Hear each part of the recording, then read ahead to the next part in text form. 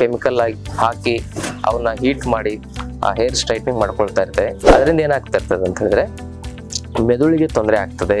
ಇನ್ನು ಇಚ್ಚಿಂಗ್ ಆಗೋದು ಮತ್ತೆ ಉರಿ ಬರೋದು ಇವೆಲ್ಲ ಆ ಕೆಮಿಕಲ್ಗಳಿಂದ ನಾವು ಹೇರ್ ಸ್ಟ್ರೈಟ್ನಿಂಗ್ ಮಾಡ್ಕೊಳ್ಳೋದ್ರಿಂದ ಇಂತಹ ಸಮಸ್ಯೆಗಳು ಸಂಭವಿಸ್ತವೆ.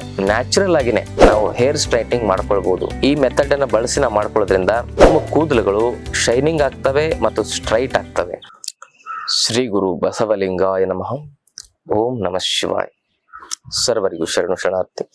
ನಾನು ನಿಮ್ಮ ಯೋಗ ಗುರು ವೈದ್ಯ ಶ್ರೀ ಚನ್ನಬಸವಣ್ಣ, ಶ್ರೀಗಂಗಾ ಯೋಗ ನಿಸರ್ಗ ಚಿಕಿತ್ಸಾ ಹಾಗೂ ಆಯುರ್ವೇದ ಸಂಶೋಧನಾ ಕೇಂದ್ರ, ಆರೋಗ್ಯ ಮಹಾಮನೆ, ಬೆಂಗಳೂರು, ಹುಬ್ಬಳ್ಳಿ, ಧಾರವಾಡ ಹತ್ತಿರ ಮೂರ್ಕಟ್ಟಿ. ತಮ್ಮೆಲ್ಲರಿಗೂ ನಮ್ಮ ಯೂಟ್ಯೂಬ್ ಚಾನಲ್ಗೆ ಭಕ್ತಿಯ ಸ್ವಾಗತ. ಆದ್ಮೇಲೆ ಇವತ್ತಿನ ಸಂಚಿಕೆಯಲ್ಲಿ ಹೇರ್ ಸ್ಟ್ರೈಟ್ನಿಂಗ್ ಮಾಡ್ಕೊಳ್ಳೋದು ಹೇಗೆ ಅಂತ ನೋಡೋಣ.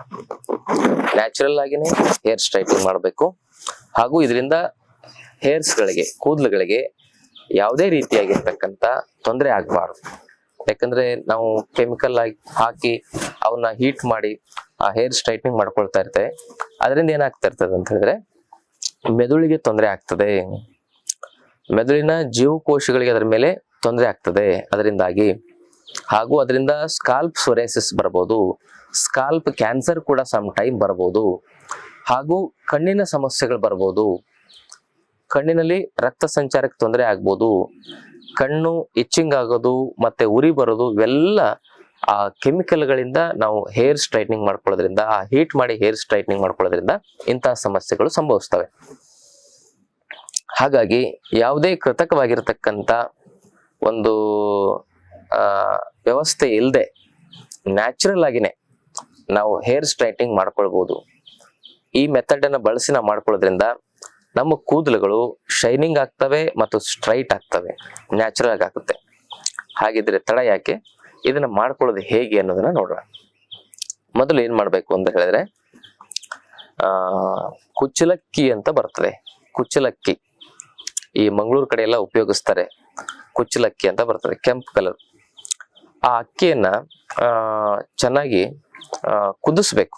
ಚೆನ್ನಾಗಿ ಕುದಿಸ್ಬೇಕು, ಅದನ್ನ ಮೆತ್ತ ಕುದಿಸ್ಬೇಕು, ಅರ್ಧಂಬರ್ಧ ಕುದಿಬಾರ್ದು. ಅದು ಕುದ್ದ ಮೇಲೆ ಅದರ ಸಮ ಪ್ರಮಾಣದಲ್ಲಿ ನಾವು ತೆಂಗಿನಕಾಯಿ ತುರಿಯನ್ನ ಹಾಕೋಬೇಕು. ತೆಂಗಿನಕಾಯಿ ತುರಿ ಮತ್ತು ಆ ಮಂಗಳೂರು ರೈಸ್ ಅನ್ನ ಚೆನ್ನಾಗಿ ಏನ್ ಮಾಡ್ಬೇಕು, ಮಿಶ್ರಣ ಮಾಡಿ ಅದನ್ನ ಮಿಕ್ಸಿಗೆ ಹಾಕಿ ಪೇಸ್ಟ್ ತರ ತಯಾರಿಸ್ಕೊಳ್ಬೇಕು. ಚೆನ್ನಾಗಿ ಪೇಸ್ಟ್ ಆಗ್ಬೇಕದು.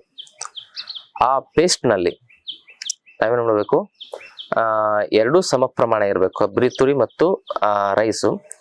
ಆ ಪೇಸ್ಟ್ ನಲ್ಲಿ ನಾವು ಅದನ್ನ ಎಷ್ಟು ಪ್ರಮಾಣದಲ್ಲಿ ಎರಡೂ ಸಮ ಪ್ರಮಾಣ ಸೇರಿಸಿರ್ತೇವಲ್ಲ ಅಷ್ಟೇ ಪ್ರಮಾಣದ ಏನ್ ಹಾಕ್ಬೇಕು ಅಂತ ಹೇಳಿದ್ರೆ ಅದರಲ್ಲಿ ಈ ಅಲೋವೆರಾ ಜೆಲ್ ಅನ್ನ ಹಾಕ್ಬೇಕು. ಅಲೋವೆರಾ ಜೆಲ್ ಅಂತ ಬರ್ತದೆ. ಅದನ್ನ ನೀವು ಮಾರ್ಕೆಟಲ್ಲಿ ಬರೋದನ್ನ, ಪ್ಯಾಕೆಟಲ್ಲಿ ಬರೋದನ್ನ ಹಾಕೋದಕ್ಕಿಂತ ನ್ಯಾಚುರಲ್ ಆಗಿ ಸಿಗ್ತಕ್ಕಂಥದ್ದನ್ನ ನೀವು ಆ ತಿರುಳನ್ನ ತೆಗೆದು ಅದನ್ನು ಮಿಕ್ಸಿಗೆ ಹಾಕಿ ಅದನ್ನು ಪೇಸ್ಟ್ ಮಾಡಿ ಅದರಲ್ಲಿ ಸಮ ಪ್ರಮಾಣ ಅದನ್ನ ಸೇರಿಸ್ಕೊಳ್ಬೇಕು. ಇದನ್ನ ಮೊದಲು ಪೇಸ್ಟ್ ಮಾಡಿದ್ಮೇಲೆ ಆಮೇಲೆ ಅದನ್ನ ಸೇರಿಸ್ಕೊಳ್ಬೇಕು. ಅರ್ಥ ಆಯ್ತಲ್ಲ? ಅದನ್ನ ಪೇಸ್ಟ್ ಸಪರೇಟ್ ಆಗಿ ಮಾಡಿ ಇದರಲ್ಲಿ ಮಿಕ್ಸ್ ಮಾಡ್ಕೊಳ್ಬೇಕು. ಕೆಲವೊಂದಿಷ್ಟು ಮೆಥಡ್ಗಳಿದಾವೆ. ಅದ್ರ ಜೊತೆಗೆ ಅದನ್ನ ರುಬ್ಬಿದಾಗ ಅದ್ರಲ್ಲಿ ಒಳಗಡೆ ಇರ್ತಕ್ಕಂಥ ಒಂದಿಷ್ಟು ಅಂಶಗಳು ಏನಾಗ್ತಾವ ಅಂದ್ರೆ ಹಾಳಾಗ್ತವೆ. ಅದಕ್ಕೆ ಇದನ್ನ ಸಪರೇಟ್ ಆಗಿನೇ ಮಾಡ್ಕೋಬೇಕು. ಆಮೇಲೆ ಇದಾದ ಮೇಲೆ ಮತ್ತೇನ್ ಮಾಡೋದು ಅದ್ರಲ್ಲಿ ಅಂತ ಹೇಳಿದ್ರೆ ಮೊಸರು ಹಾಕೋಬೇಕು. ಮೊಸರು ಎಷ್ಟು ಹಾಕೋಬೇಕು ಅಂತ ಹೇಳಿದ್ರೆ ನಾವು ಯಾವ ಪ್ರಮಾಣದಲ್ಲಿ ತೆಂಗಿನ ತುರಿ ರೈಸ್ ಇರ್ತದಲ್ಲ ಅದೇ ಪ್ರಮಾಣದಲ್ಲಿನೇ ಮೊಸರು ಹಾಕೋಬೇಕು. ಅಂದ್ರೆ ಒಂದು ಅರ್ಥದಲ್ಲಿ ಅಲೋವೆರಾ, ಮೊಸರು, ತೆಂಗಿನ ತುರಿ, ಅನ್ನ ಇವೆಲ್ಲವೂ ಕೂಡ ಸಮ ಪ್ರಮಾಣನೇ ಆಯ್ತು. ಇದನ್ನ ಮತ್ತೆ ಏನ್ ಮಾಡ್ಬೇಕಂದ್ರೆ ಚೆನ್ನಾಗಿ ರುಬ್ಕೊಂಡು ಕೊನೆಗೆ ಎಲ್ಲ ಮಿಶ್ರಣ ಮಾಡಿ ಇಟ್ಕೊಳ್ಬೇಕು. ಒಂಥರ ಪೇಸ್ಟ್ ಕನ್ಸಿಸ್ಟೆನ್ಸಿಗೆ ಬರ್ಬೇಕದು. ಆ ಪೇಸ್ಟ್ ಅನ್ನ ನಾವೇನ್ ಮಾಡ್ಬೇಕು, ತಲೆ ಕೂದಲಿಗೆ ಹಚ್ಕೋಬೇಕು. ತಲೆ ಕೂದಲು ಪೂರ್ತಿ ಒಂದ್ ಸ್ವಲ್ಪ ಕೂದಲು ತಗೊಳ್ಳೋದು, ಅದಕ್ಕೆ ಪೂರ್ತಿ ಅಪ್ಲೈ ಮಾಡ್ಕೋಬೇಕು. 4 ಕಡೆ ಅದು ಅಪ್ಲೈ ಆಗೋ ರೀತಿಯಲ್ಲಿ ಸ್ವಲ್ಪ ಕೂದಲಿಗೆ ಅದನ್ನ ಅಪ್ಲೈ ಮಾಡ್ಕೊಂತ ಹೋಗ್ಬೇಕು.